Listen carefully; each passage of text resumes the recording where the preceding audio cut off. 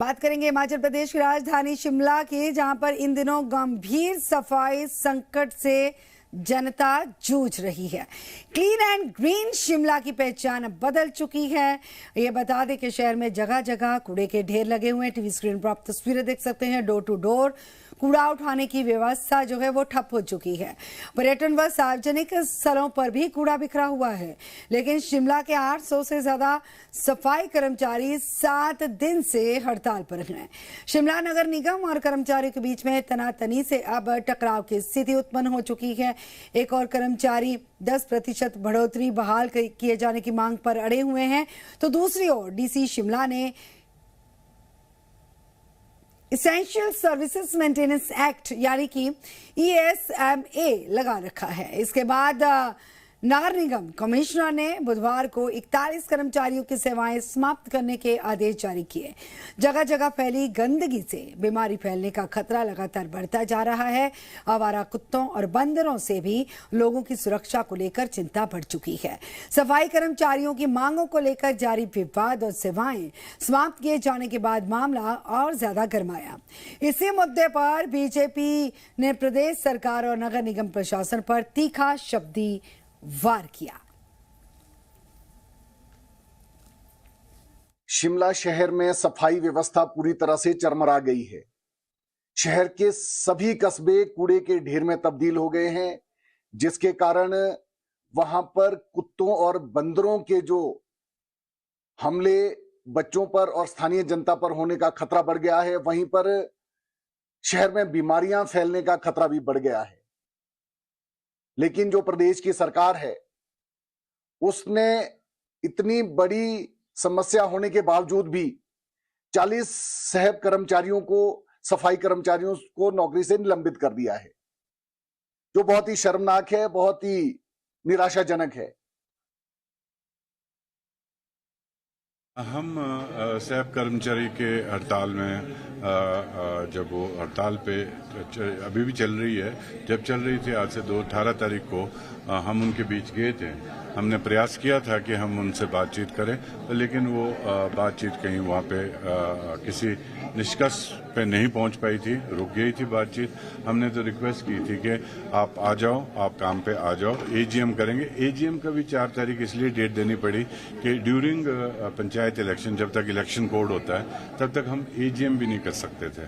तो अदरवाइज तो हमने AGM 1 या 2 दिन में इमरजेंसी में कॉल भी कर सकते थे, पर लेकिन उन लोगों ने बात नहीं मानी है। पर अभी भी हम बोल रहे हैं, अभी ज़्यादा कुछ बिगड़ा नहीं है, अभी भी आप काम पे आ जाओ। हम प्रयास करेंगे, हम आपके साथ खड़े रहेंगे। अगर आप अपनी ड्यूटी, आप हमारी बात मानते, ड्यूटी पे आते, तो हमारा फर्ज भी बनता है कि हम आपके दुख दर्द में खड़े रहें। सोलन के अर्की का रुख करेंगे, जहां पर पथरी के ऑपरेशन के दौरान एक महिला की मौत के मामले में स्वास्थ्य मंत्री डॉक्टर धनीराम शांडिल का बयान विवादों में है। मीडिया ने डॉक्टर्स की लापरवाही को लेकर जो सवाल किए, तो स्वास्थ्य मंत्री ने कहा कि पानी नहीं पिएंगे तो मरेंगे ही।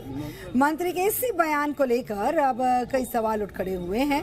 एक और जहां पर महिला की मौत को लेकर परिवार और आम लोग जवाब मांग रहे हैं, तो दूसरी तरफ स्वास्थ्य मंत्री के बयान में संवेदनाओं की कमी साफ झलकती हुई नजर आई है।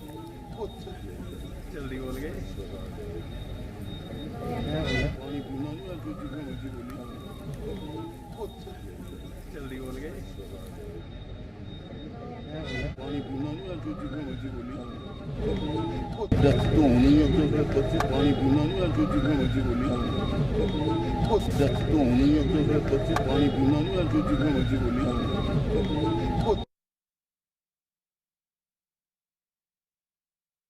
उन्होंने 1:30 के आसपास उन्होंने हमारे को अंदर बुलाया, भी अंदर आओ। पहले पापा जी गए, फिर बाद में मैं गया जी। जब मैंने वहाँ पे देखा, भी कंप्यूटर में कुछ भी इम्प्रूवमेंट नहीं थी, वहाँ पे कुछ भी दिख रहा था, सब कुछ साइलेंट था, हो गया हुआ। और जो मेरी मम्मी है, उनके सब हाथ पैर ठंडे, होठ बिल्कुल नीले थे, बड़े हुए। और तब उन्होंने हमारे को बोला, भाई क्या बोलते हैं, आप इनको शिमला ले जाओ। फिर उन्होंने हमारे को ना खुद बॉडी को टच करने दिया, ना उन्होंने कुछ ऐसा बोला। उन्होंने खुद उठाया और एम्बुलेंस 108 में डाल दिया। मैंने पूछा उनसे, भाई क्या कंडीशन है? उन्होंने बोला, भाई कंडीशन हम कुछ नहीं बता सकते। हमारे को डॉक्टरों ने जो इनकी पर्ची है व्हाट्सएप पर डाली है जी। और जो ना कोई डॉक्टर था साथ, 2 कर्मी थे, वो पंपिंग दे रहे थे, डॉक्टर कोई नहीं था, कोई नर्स नहीं थी, कोई नहीं साथ। एक सिंपल पथरी का ऑपरेशन करने के बाद एक कोई पेशेंट है नॉर्मली 1-2 दिन में सर्वाइव कर जाता है, बिल्कुल। पर ये जो ऑपरेशन हुआ इसके बाद जो एक शरीर के साथ हम ये बोल सकते कि मतलब शिमला भेजना एक वो चीज़ लग रहा है कि इन्होंने अपना जो इनके ऊपर बात आने वाली थी ये अपने ऊपर ना कर इन्होंने कहीं ना कहीं अपना बचाव के लिए, जबकि पेशेंट का बनता है कि पेशेंट ही खुद 108 को फोन करता है जी, बिल्कुल। उसमें भी बॉडी शिफ्ट खुद ही करते हैं जी। और उनको पता होता है स्थिति का कोई पता नहीं था उन्हें। और मुझे लगता है कि ये जो सुविधा ये अपने जो गलती थी उसको दबाने के लिए सारा कुछ कृत्य किया गया होगा। बात करेंगे आज देश के पूर्व प्रधानमंत्री राजीव गांधी की पुण्यतिथि है और इसी अवसर पर शिमला स्थित उन्हें श्रद्धांजलि अर्पित की गई और इसी मौके पर हिमाचल प्रदेश कांग्रेस के नेता और शिमला के विधायक हरीश जनार्था के समेत अनेक कार्यकर्ता उपस्थित रहे। श्रद्धांजलि कार्यक्रम में राजीव गांधी की जीवनी यात्रा और उनके योगदान को याद करते हुए नेताओं ने उनके प्रति श्रद्धा व्यक्त की। और जो उनका विजन था जब वो प्राइम मिनिस्टर थे कि किस तरीके से उन्होंने कंप्यूटराइजेशन करने की कोशिश, मॉडर्न इंडिया का विजन उन्हीं से स्टार्ट हुआ था और आज वो विजन कहीं इम्प्लीमेंट हो रहा है। और हिंदुस्तान में जो उन्होंने आज से 30-35 साल पहले सोचा था वो चीज़ आज इम्प्लीमेंट हिंदुस्तान में हो रही है और उसी डायरेक्शन में हिंदुस्तान भी बढ़ रहा है। तो हम उनकी जो सोच है उसका आदर करते हैं और हमेशा आदर करते रहेंगे। और आने वाले वक्त में भी जो यंगर जनरेशन है, अगर हम ऐसे मौके पे श्रद्धांजलि देने के मौके पे या जन्मदिन के मौके पे उनको याद करेंगे उनका, तो हमेशा ही जो अगली जनरेशन है वो भी याद करेगी।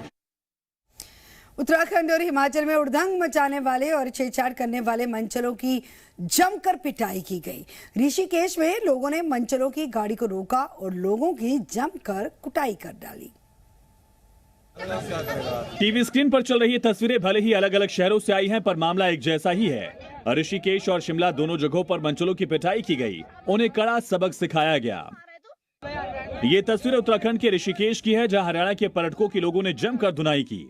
आरोप है कि कार सवार सभी लोग महिलाओं से छेड़छाड़ कर रहे थे। इस दौरान महिलाओं के शोर मचाने पर लोगों की भीड़ जमा हो गई। लोगों ने बेरहमी से मंचलों की पिटाई की। इतना ही नहीं, उनकी कार में तोड़फोड़ भी की गई। पिटाई की दूसरी तस्वीर हिमाचल के शिमला से है, जहां मंचले को छात्रा से छिड़खानी उस वक्त भारी पड़ी जब छात्रा ने विरोध करते हुए मंचले पर थप्पड़ों की बरसात कर दी। अपनी माँ का नंबर दे, फोन कर, फोन कहाँ है तेरा? फोन नहीं है। दे फोन नहीं है क्या? मेरे पास फोन नहीं है। दीदी, अब दीदी आ गई है। फिलहाल पिटाई की तस्वीरें सोशल मीडिया पर जमकर वायरल हो रही हैं। आरोपी के खिलाफ FIR दर्ज करने की मांग की जा रही है। किसी को भी छेड़ देगा है। अब बात करेंगे ऊना में पड़ रही प्रचंड गर्मी के वजह से तापमान लगातार बढ़ता हुआ नजर आया और इसी वजह से अब राजनीतिक दल भी बढ़ती गर्मी की वजह से रात में जनसभा करने के लिए मजबूर हो चुके हैं। टीवी स्क्रीन पर तस्वीरें देखिए जरा। एक तरफ यहाँ पर गर्मी का कहर है और वहीं पर राजनीतिक पारा भी चढ़ा हुआ है। हॉटस्पॉट कही जाने वाली ऊना जिले के टक्का जिला परिषद सीट पर चुनावी रण भीषण हो चुका है।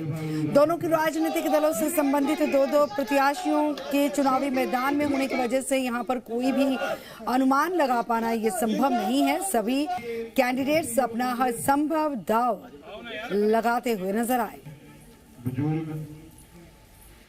वो यूथ कांग्रेस का प्रवक्ता है। एक प्रवक्ता होने के नाते, एक राष्ट्रीय महासचिव होने के नाते मैं एक कर्टसी में यहाँ आया हूँ और ये किसी सिंबल का चुनाव नहीं है, न इसको हम राजनीति में आपके माध्यम से बांटना चाहते हैं, न किसी तौर पे बांटना चाहते हैं। एक नौजवान चुनाव लड़ रहा है, मेरा दोस्त चुनाव लड़ रहा है, उसके साथ हम खड़े होने हैं। तो टीवी स्क्रीन पर आप तस्वीरें देख सकते हैं जहां पर एक तरफ गर्मी का प्रकोप है, दूसरी तरफ अगर राजनीतिक गलियारों की बात की जाए तो तापमान के साथ साथ जो है राजनीतिक पारा भी लगातार चढ़ता हुआ नजर आया है।